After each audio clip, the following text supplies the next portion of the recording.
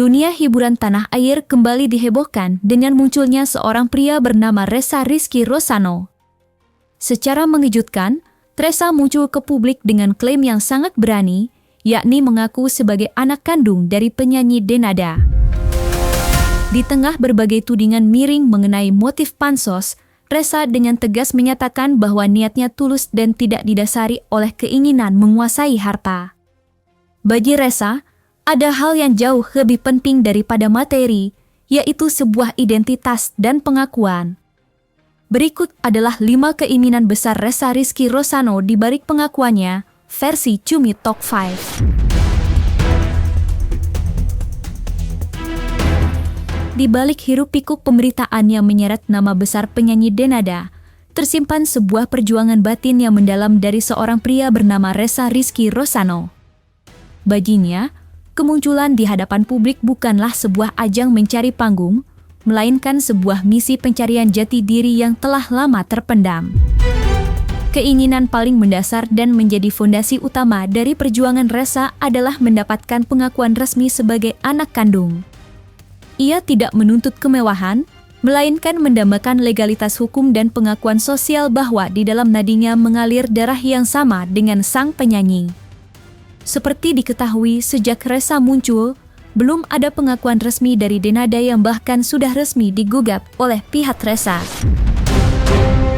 Ya, sampai detik ini kenapa kok belum ada pengakuan sampai selama ini? Tuh, aku cuma minta pengakuan dan hak sebagai anaknya.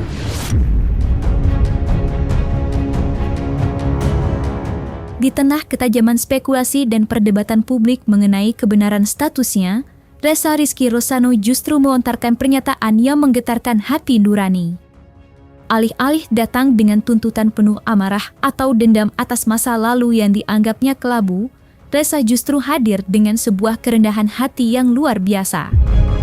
Keinginan terbesar yang ia sampaikan bukanlah tentang materi, melainkan sebuah kerinduan untuk bersujud dan mencium kaki Denada. Bagi Ressa, tindakan ini bukan sekadar formalitas, melainkan sebuah simbol sakral dari bakti dan rasa hormat yang tak padam.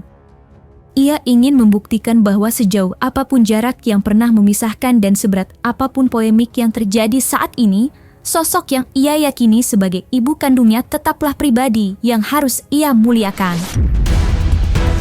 Ya, saya tambah lagi ya.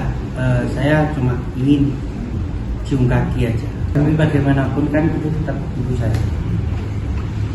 Jelek buruknya kan tetap yang melahirkan.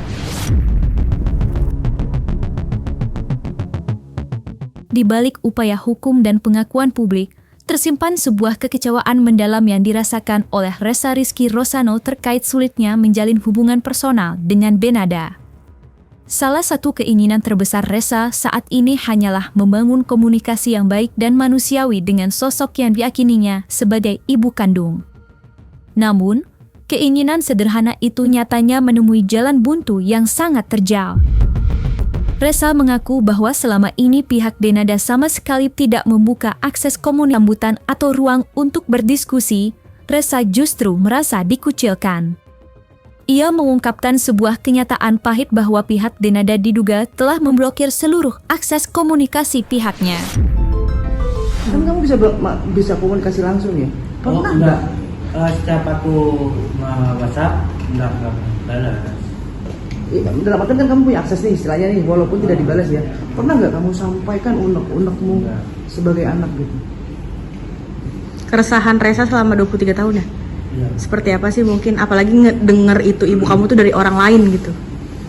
Wah ya, hancur rasanya. Malu diomongin banyak orang kan, apalagi di Banyuwangi. Untuk mental kamu sendiri seperti apa sih Ressa? Ya untungnya ya hancurnya intinya Mbak. Aslinya katanya coach kan sudah menjalin komunikasi dengan baik. Apanya?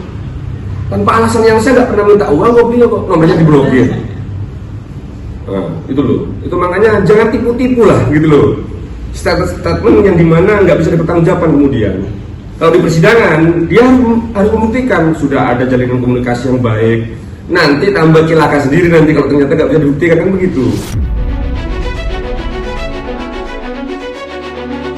Keinginan terbesar Ressa Rizky Rosano bukan sekedar pengakuan di atas kertas, melainkan sebuah pertemuan tatap muka secara langsung dengan Denada. Ia mendambakan momen di mana ia bisa duduk bersama, menatap mata sosok yang diyakininya sebagai ibu kandung, dan berbicara dari hati ke hati untuk menyelesaikan segala kemelut yang terjadi. Namun, harapan tulus untuk bertemu secara kekeluargaan ini nampaknya masih jauh dari panggang api. Sebuah fakta mengecewakan terungkap dari proses hukum yang tengah berjalan. Diketahui bahwa dalam upaya mediasi yang telah dijadwalkan secara resmi, pihak Denada tercatat sudah 3 kali mangkir atau tidak hadir tanpa alasan yang jelas.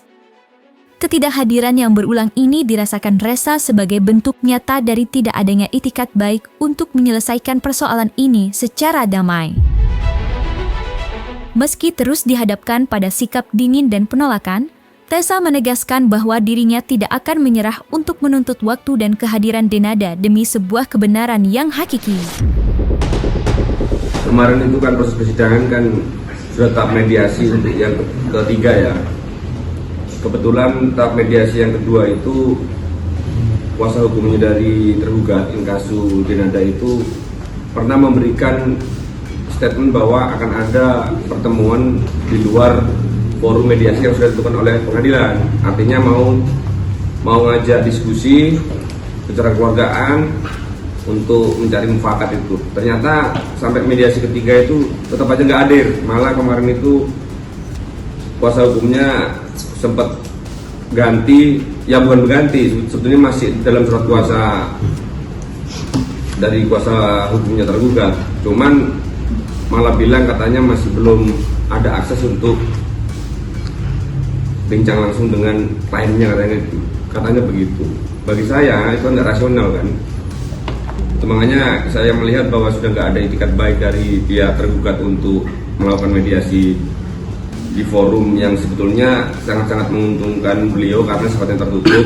Jadi mungkin mau mengajak langsung ke pemeriksaan persidangan itu, makanya saya lebih percepat untuk datang ke Surabaya untuk melakukan klarifikasi kepada teman-teman sehingga saya siap untuk menuangkan apa aja nanti sekalipun secara material dan sebagainya. Sadar bahwa pengakuannya telah memicu keraguan dan spekulasi liar di tengah masyarakat, Ressa Rizky Rosano tidak ingin hanya bersandar pada narasi semata. Sebagai bentuk keseriusan dan tanggung jawab atas pernyataannya, Ressa dengan tegas menyatakan keinginannya untuk membuktikan kebenaran melalui tes DNA. Bagi Ressa, tes DNA adalah jalan keluar yang paling adil dan tak terbantahkan. Ia menantang adanya pembuktian ilmiah ini guna mengakhiri segala perdebatan yang ada. Ia menyatakan kesiapan lahir dan batin untuk menjalani seluruh prosedur medis yang diperlukan, kapanpun dan dimanapun, demi membuktikan secara akurat bahwa di dalam tubuhnya memang mengalir darah dari sang penyanyi, Denada. Langkah ini ia ambil untuk menunjukkan kepada publik bahwa dirinya tidak sedang mencari sensasi atau melakukan kebohongan. Dengan tes DNA, Ressa berharap fakta yang selama ini tersembunyi dapat terungkap secara transparan. Kemarin sempat waktu press conference itu kan ada ngomong tes DNA ya Bang? Begini, jadi kalau semuanya nanti ada sikap juga yang juga penolakan soal pengakuan Ressa ini secara tegas dan nyata ya, dia nggak mau menyampaikan atau dia mengambil sikap yang kemudian menghadapi hari persidangan, ya itulah langkah akhir yang saya ambil kan harusnya kan tes DNA, di mana akurasi datanya kan sudah 99,99%, itu loh, ya tuh. Nah, kalau itu pun yang akan diambil ya sudah. Saya cuma butuh aja putusan pengadilan terlepas nanti akibatnya gimana. Saya hanya menjaga bahwa yaitu anak ini yang sudah dilahirkan dia punya hak yang sifatnya asasi, ya. Di satu sisi itu merupakan hak waris, terlepas dia mau mengakui apa tidak, kan kasihan masa depan kan nantinya kan.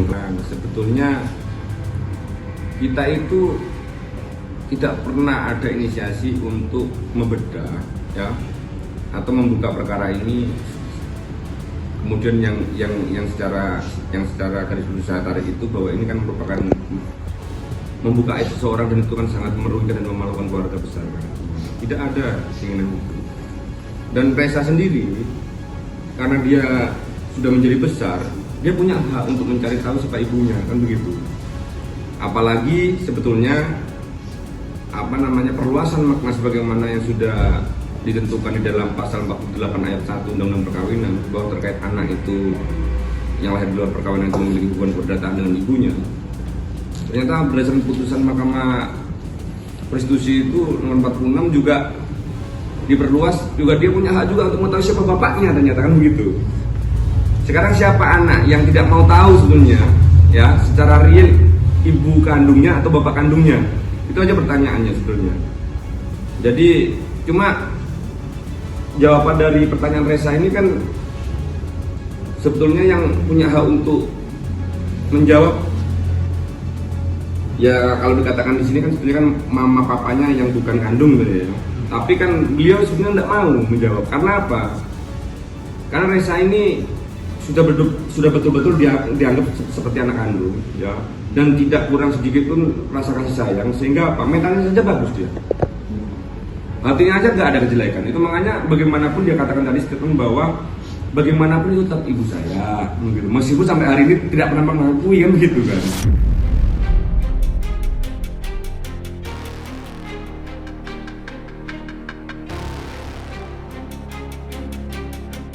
Nah, selesai sudah Cumi Lovers. Jangan lupa untuk like, subscribe, dan juga share channel YouTube Cumi Cumi.